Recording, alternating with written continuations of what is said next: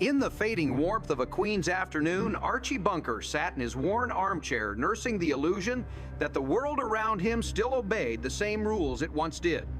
Those were the days he sang half-heartedly, the old theme echoing like an anthem to a world that had long vanished.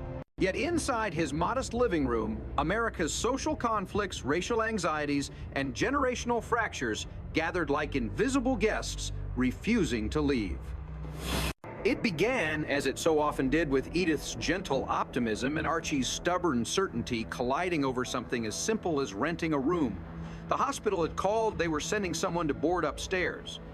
Edith thought it would help with bills, but Archie balked at the idea of a stranger, especially one who might be, as he put it, not American enough. When Teresa Betancourt appeared at the door with her soft Puerto Rican accent and kind eyes, Archie's world tilted just a little further off its axis. Edith, eternally welcoming, ushered her in. "You were so nice at the hospital," Teresa smiled, recognizing Edith from Archie's stay there. The woman was polite, educated, and looking for a place to stay while studying for her X-ray technician exam. Yet the moment Archie stepped into the room holding a steel-jawed mousetrap in one hand and suspicion in the other, his instinct for prejudice took command. "You're the Puerto Rican girl who told me to shut up," he muttered, stunned. It was as though the walls of his home, so used to his temper, were now hosting an ideological battle between the old America he worshipped and the new one moving in next door, or in this case, upstairs. Archie's rants were comical but cutting. He warned Edith against long-haired types and foreigners, fearing they would disrupt his domestic order. He obsessed over the idea of mice in the kitchen while ignoring the moral rod of his own biases. Yet Teresa, with grace and wit, disarmed him at every turn. Her laughter and warmth unsettled him more than her ethnicity ever could. She called him Papi, not realizing how that word pierced through his pride. "That ain't a good English word," he complained, his face twisting in confusion and embarrassment. But the more Archie resisted, the more he revealed his contradictions. He craved respect. While denying it to others, he feared outsiders, but desperately needed their attention. Beneath the comedy was a portrait of an American patriarch cracking under the weight of cultural change. Dinner turned into a battlefield of languages and flavors. Teresa cooked pescado, proudly serving it to the family. Archie refused to eat anything that looked back at him, covering the fish's head with a baked potato. The table became a microcosm of America's struggle with difference, the refusal to taste what was unfamiliar, the discomfort of sitting beside it, and the humor that arises when intolerance meets kindness. Yet when Teresa's jealous brother later appeared, Archie's prejudice briefly gave way to something human. Mistaking the man for a violent boyfriend, Archie stepped forward, ready to defend her, only to get punched for his trouble. The moment exposed the irony of his fears in trying to protect himself from imagined dangers. He stumbled into real ones born of misunderstanding. Still, when the truth came out, even Teresa laughed, forgiving his foolishness with a tenderness he didn't deserve, but desperately needed. Beneath the sitcom laughter, the episode whispered a truth: prejudice is not merely hate. Sometimes it is fear wrapped in ignorance, softened only by humility. A few weeks later, another episode brought the Bunkers into a quieter but equally painful storm: the question of legacy. It began with a subway accident involving Mike Stivic, Gloria's husband, who narrowly escaped death when two strangers pulled him off the tracks. The event sparked an uncomfortable conversation: who would raise their baby Joey if something ever happened to them? It was the sort of practical question that cut to the bone of family politics. Gloria, still loyal to her parents but aware of their faults, suggested Edith and Archie. Mike, idealistic and combative, refused. "You want your father to raise Joey? I wouldn't trust that man to raise a window." The line landed like a bullet. Archie's name, for all its bluster and blue-collar dignity, had become shorthand for the very bigotry that Mike feared would infect the next generation. The living room became a courtroom, and Joey's future the evidence. To Gloria, love was enough to forgive her father's flaws. To Mike, morality mattered more than sentiment. They listed names of friends who could serve as guardians, young liberal couples, open-minded, safe. Archie, oblivious, proudly brought Joey a toy machine gun for his birthday, calling it his grandpa's personal gift. The gesture, innocent in his mind, horrified the others. The symbolism was undeniable. Archie's idea of manhood, armed, defensive, nostalgic for war, was being challenged by a world that saw violence differently. When Gloria revealed that she and Mike had chosen their friends Al and Trudy as guardians, instead, Archie's face hardened into wounded pride. "You mean if you die, you want strangers to raise my grandson?" His voice trembled, not with rage, but with the grief of a man realizing he no longer represented safety, not even within his own bloodline. Edith tried to mediate, torn between her husband's pride and her daughter's caution. Her eyes reflected both understanding and exhaustion. She knew Archie's bark hid his insecurities, but she also recognized the pain he caused. The confrontation reached its peak when Archie, humiliated, stormed out declaring that if they weren't fit to raise Joey, then they weren't fit to attend his birthday. The laughter of the sitcom audience faded under the weight of that line. It was no longer just about a toy or a will, but about the moral inheritance of a family. Mike and Gloria, trying to rationalize their decision, convinced themselves it was for the best.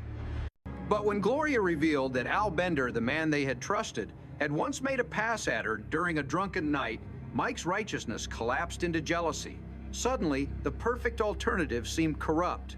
"We'll make an anti-dying pact," Gloria joked, turning tragedy into absurdity, echoing the dark humor that defined the show, the idea that love might survive if death simply refused to show up. Later that evening, Edith called Archie from across the street. She had news that softened his scowl. Mike and Gloria had changed their minds. They decided not to name anyone as Joey's guardian. "They think they'll live forever," Edith said with a bittersweet laugh. Archie's anger cracked into a grin. For all his flaws, he loved his family fiercely, and the idea that they might someday trust him again filled him with quiet pride. Yet his final gesture, a plan to buy Joey another toy gun as a celebration, proved how little he understood that the world had already moved on without him. Days later, another ghost from the past came knocking.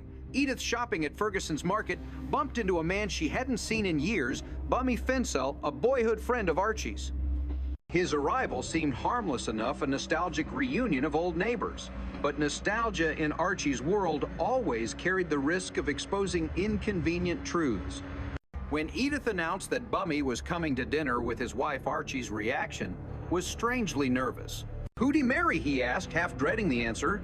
"Dolores Mancini," Edith replied. The name hit him like an old bruise. Dolores, it turned out, had been Archie's teenage flame. The girl from the park, the one memory he had buried under layers of bravado and beer. As the dinner approached, Archie's panic grew. He confessed to Mike in an unguarded moment that he and Dolores had once done something back in high school, something in the dugout at Hanley Park. The confession was part boast, part fear. He didn't want Edith to know. "It was her that reduced me," he insisted, twisting logic to preserve his masculine pride. Mike, disgusted, accused him of hypocrisy. "That's the double standard," he said. But Archie defended himself with prehistoric reasoning about chromosomes and male instincts. The scene was comic but tragic too. A man so trapped in his own definitions of manhood that he couldn't recognize his emotional nakedness. When Dolores arrived elegant and confident, Archie melted into a caricature of his younger self. He tried to act casual, but his guilt was transparent.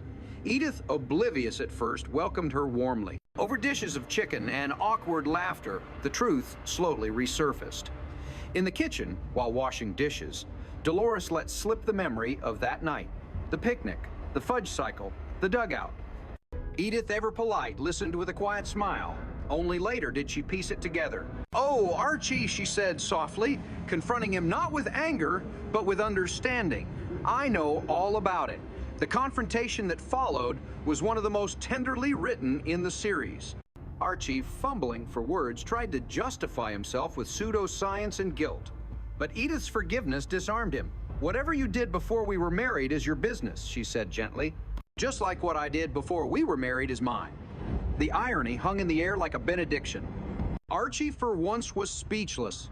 The woman he had underestimated all his life had outgrown him long ago. After the awkward night with Dolores faded into memory life in the Bunker household, returned to its usual rhythm of noise, misunderstanding, and self-righteous conversation. But Queens had a way of throwing new absurdities into Archie's path. And this time, they came in the shape of a contest, a beautiful baby competition, sponsored by the Flushing Tribune. What began as a harmless argument at Kelsey's bar over whose grandchild was cuter quickly spiraled into a full-blown suburban war. Archie's drinking buddy Barney Hefner bragged about his granddaughter Linda showing a photo of the naked toddler to a room full of men. Archie, defensive and proud, retaliated with Joey's picture, claiming his grandson had the face of a future senator. The friendly banter curdled into rivalry, and in true Archie fashion, he decided that the only way to prove Joey's superiority was to enter him into the contest, whether his parents liked it or not. Edith, as usual, was caught between the men's childishness and her own quiet conscience. She warned him that Mike and Gloria wouldn't approve, but Archie dismissed her concerns. Parents today don't know nothing about parenting. He grumbled, convinced that his instincts, no matter how outdated, were still law. He sneaked into the living room, gathered Joey's photos, and filled out the contest forms, muttering patriotic justifications about competition being as American as apple pie and the Marines. When Mike and Gloria discovered what he had done, the explosion was immediate. Gloria called it exploitation. Mike called it vanity. "You can't turn our son into a prize rooster at a county fair," he shouted. Archie, feeling cornered, struck back with his favorite weapon, sarcasm. "You don't want to win, fine. You raise him to be a loser like yourself." The line hit harder than he expected. Behind the laughter of the studio audience, there was something raw, a working-class father measuring his worth through his grandson, and a younger man who saw that obsession as both tragic and absurd. Still, Archie persisted. When Mike confiscated the photos, Archie secretly kept a copy tucked under a newspaper, convinced he was doing what's best for the kid. His logic was a mix of pride and insecurity. In his mind, Joey's beauty was a reflection of his own legacy, proof that something good could come from a life that had otherwise passed him by.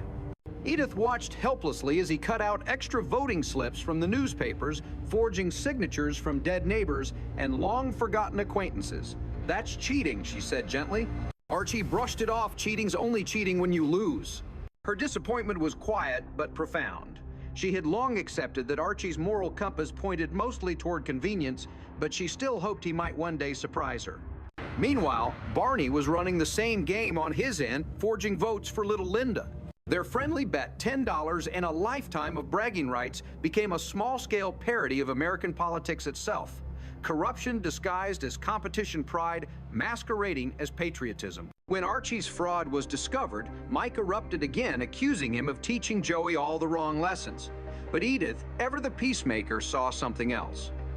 "Archie just wants to feel proud of his family," she said softly, as if explaining the weather to a child. Her empathy didn't excuse him, but it illuminated what the show had always been about: the fragile humanity inside a man who refused to admit vulnerability. The results of the contest arrived in the morning paper, and against all odds, Joey had made the finals.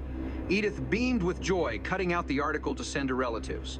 Archie strutted like a conquering hero, puffing his chest and planning to frame the clipping. Yet beneath the victory was a layer of hollowness. His win had come through manipulation and stubbornness, not through honesty or grace. And when Mike refused to celebrate, the tension hung like a storm cloud over breakfast. "You can't even be happy for your own son," Archie accused.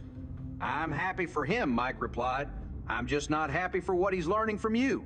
The audience laughed, but the line echoed long after the laugh track faded. The show, in its genius, never offered clean resolutions. Instead, it let the contradictions of family and pride sit uncomfortably in the same room.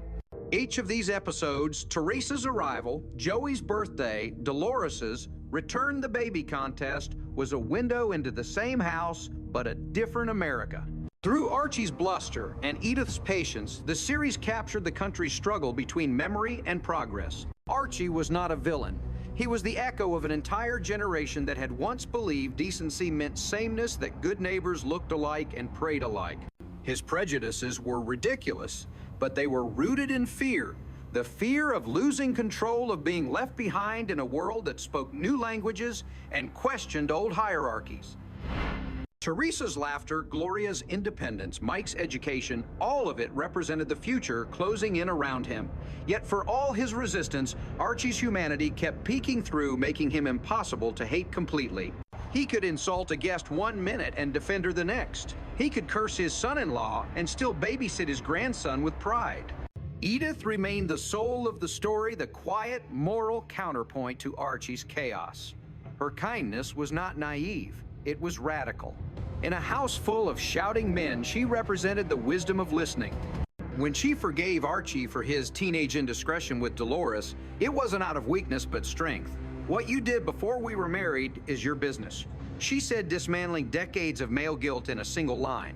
The power of her forgiveness was that it required no revenge, no lecture, just the understanding that love, when it's real, is always larger than humiliation. In her world, goodness wasn't loud, but it endured. By the time the season's final laughter faded, the Bunkers had returned to their living room, the same couch, the same argument, the same fragile balance. Archie still believed America needed a man like Herbert Hoover again. Edith still hummed the tune that made him roll his eyes. Mike and Gloria were still plotting their escape from the gravitational pull of that house. Yet within that ordinary repetition lay the show's quiet brilliance. It captured a nation in transition without ever leaving the couch. Through one working-class family, it documented the painful, funny, heartbreaking process of America learning to see itself honestly. When the camera faded to black, the melody of "Those Were the Days" returned nostalgic but ironic. The song, once an anthem of comfort, now sounded like a eulogy for an era that could not survive its own illusions. Archie sang it like a man trying to summon back a world that no longer answered. The irony was that in doing so, he made himself timeless, not because he was right, but because he was real. His fears, his pride, his contradictions, they belonged to millions of people who recognized themselves in his gruffness. Through laughter and discomfort, all in the family forced America to confront the uncomfortable truth that progress doesn't erase the past. It argues with it at the dinner table. And so the episodes closed as they began, with laughter, misunderstanding, and a fragile hope that somehow through argument and affection families could survive their differences. Archie never truly changed, not in the way modern morality demands, but he learned to live with the people who challenged him. Edith, with her quiet dignity, taught him that compassion could exist even in disagreement. Mike and Gloria, torn between love and frustration, represented a generation determined to build a gentler world, even if it meant breaking their parents' hearts to do it. The Bunkers house, with its squeaky chair and chipped dishes, became a stage where the country's conscience rehearsed itself, where laughter was the only way to bear the truth. In the end, Archie remained in his armchair holding Joey's photograph, the faint sound of Glenn Miller's swing echoing through the room. He wasn't thinking about Puerto Ricans or liberals or even politics. For a fleeting moment, he just looked at his grandson's face and smiled. "That's my boy," he said softly, the words carrying more love than he would ever admit. It was the smallest of victories, but in a world like his, it was everything. The curtain fell not with redemption, but with recognition, the realization that even in ignorance, there is room for grace, and that every argument, every laugh, every tender misunderstanding is just another verse in the same old song about who we are and who we're still trying to become.